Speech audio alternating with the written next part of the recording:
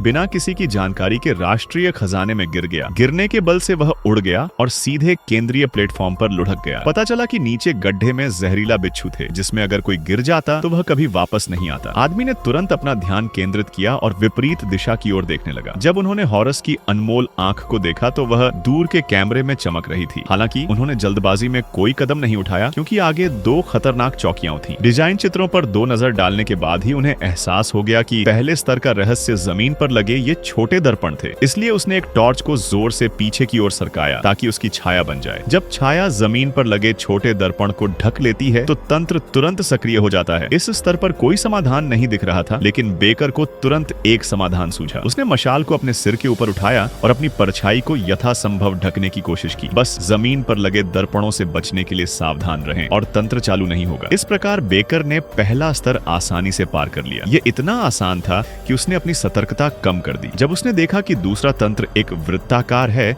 तो उसने सोचा कि उसे बस जमीन पर बने वलय से बचना है, इसलिए वह सीधे चला गया और इस क्षण उसके पीछे की अंगूठी डूबने लगी। जब बेकर को इसका एहसास हुआ तब तक बहुत देर हो चुकी थी। उसने देखा कि दोनों ओर की मूर्तियां पागलों की तरह उसके चारों ओर चक्कर लगाने और उसका गला घोंटने लगी। बेकर केवल लचीले अवरोधन का उपयोग कर सकते थे और सभी प्रकार के भारी हमलों से बच सकते थे। जब तेज धार वाला ब्लेड उसकी गर्दन को छेदने ही वाला था, सौभाग्य से वह दूसरे स्तर के अंत तक पहुंच गया था। जैसे ही मशीन रुकी, मैं अंदर जाने में सफल हो गया, लेकिन मुझे जश्न मनाने का समय नहीं मिला। एक और अधिक गंभीर समस्या फिर से उत्पन्न होती है, क्योंकि डिजाइन चित्रों में तीसरे स्तर के अस्तित्व का उल्लेख ही नहीं है। इससे बेकर एक क्षण के लिए भ्रमित हो गया, लेकिन उसने खजाने को अपने सामने देखा। उसने जोखिम उठाने का निर्णय किया, लेकिन जैसे ही वह तीसरे स्तर पर पहुंचा, उसके पैरों के नीचे की ईंटें गिरने लगी। आखिरी क्षण में वह उछल पड़ा और हॉरस की आंख को अपने हाथ में ले लिया। गिरने की आवाज से तुरंत ही अंतहीन हमले शुरू हो गए। सौभाग्यवश हॉरस की आंख से एक चमकदार रोशनी निकली, जिससे बिच्छू डर गए और पास आने से रुक गए। इस तरह बेकर कई खतरों से गुजरा और अंततः खजाना चुराने में सफल हो गया।